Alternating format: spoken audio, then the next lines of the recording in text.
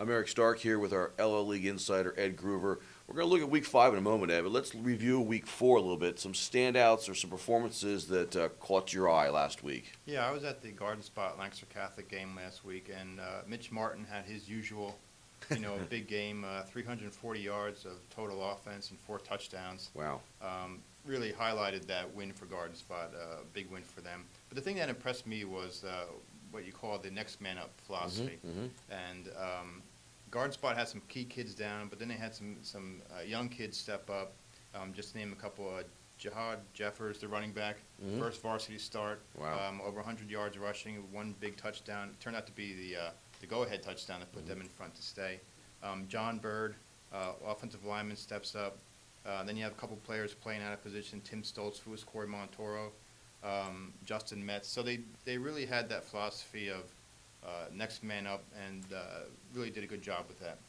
This was a key win, I think, for Garden Spot. Last year they played Donegal, began the section run, and they lost to Donegal. And I think Donegal's season took off. Garden Spot sort of trickled back a little bit. Catholic, maybe Garden Spot was a little bit better, more manned up with them better, but more athletes. But good, Catholic has the tradition. How's Garden Spot going to respond? Responded very well, even under adversity with the injuries as well. And their first game in Section 2 again. Yeah, right. Back there again. Martin, more than 1,000 yards on the year through 4 games. Very impressive. A couple things stand out for me.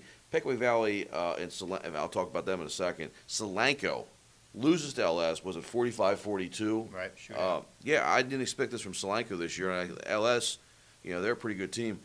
LS had to come back to win that one, correct? Yeah, they had to score 20 points, I believe, in the fourth quarter to pull that out. Again, testament to their offense. Colin Shank, who we'll see this week in the game of the week at Cocalico. Yeah. But yeah, Ellis has been living on the edge through their first 4 games. And coming out okay. Yes. Penn Manor, living on the edge, has had a very good year, starting off in Europe and Ireland. They come big comeback. Speaking of comebacks, against Hempfield. That was a great matchup. Those are two teams really playing well. Yeah, and 2 teams in contention for both the Section 1 championship and District Quad A playoff berth. Hempfield up 17-7, doing it with defense as they have been all year. But then Penn Manor, comes out, scores 17 unanswered points in the second half, and gets a big win at Hempfield. The last one was Pequaway Valley, now 2-2 on the year. I was surprised they lost to Elko. Maybe this says something about Elko, and we'll talk about them in one of our matchups. But right now for Pequaway Valley, he started off strong before and is faded.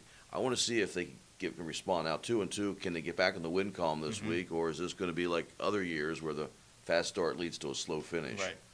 Right. Elko, I mentioned them. You were a little bit surprised as well with their win against Pequaway Valley, and it's how they did it that was impressive. Defensively, they did a good job, holding Pequaway Valley to 6 points and less than 100 yards of offense. And it wasn't just like 1 or 2 guys. I thought the whole Elko defensive unit stepped up and stood out for them. Let's talk about that a little bit more. They are one of our key matchups this week. They're playing Anvil-Cleona. Talk a little bit about that matchup. Good matchup of 2 good defenses. Anvil has one of the better defenses in the league, statistically speaking. But there's also playmakers on offense. Noah Myers for Anvil, Noah Connor, Jeff Martin for Elko, Travis Zimmerman. So it's going to be 2 good defenses, but 2 teams with balanced offenses as well. Okay. The other one that you have down here, Warwick at Manheim Township, is another key matchup this week. Who are some of the key guys in this? A lot of the names we've been hearing, all season so far. Colin Gibble, Chris Borg, Ryan Deibler, George Zapalo for Warwick, and for Township, Cartier Morton, Eric Benjamin, Fasayo Oyulai. Again, 2 teams, good balance on offense, and have been making plays on defense as well. These are 2 teams that both of these teams need to win this game to keep pace with what Penn Manor did and stay up there with Hempfield as well. And with Wilson as well. And Wilson, right. yeah. And Wilson seems to be in another class by themselves right now.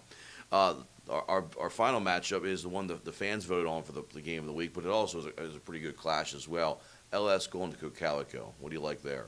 First of all, I like the contrast between the 2 teams. LS more of a passing offense with Bear Shank and a host of really good receivers. I think 4 of the receivers are in the top 10 in the section. Nice.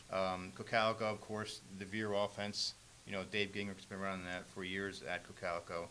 And the kids that are stepping up, Dante Haynes, Matt Weinhold, DJ Fabiani, and the rest, they're picking up where the Jet Janices and the Spencer Mosers left off.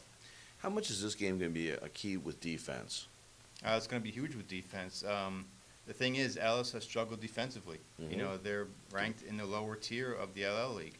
Cocalico, you know, a little higher up. So I think whichever team can limit the big plays will probably win this game. Yeah, Ellis has given up a ton of points. I mean, They CV have. scored a lot against them. Solanco, 42 points against them last week. You know, who plays a better defense? Right. And ball control, if Cocalico Yeah. establishes that, it could be Yeah. good game for the Eagles. To be fair to LS, though, the thing is, and John Mannion has talked about this as well. They're not a shutdown defense, but they're a bend but don't break defense. They give up big plays, but they also come up with big stops. Should be fun this week.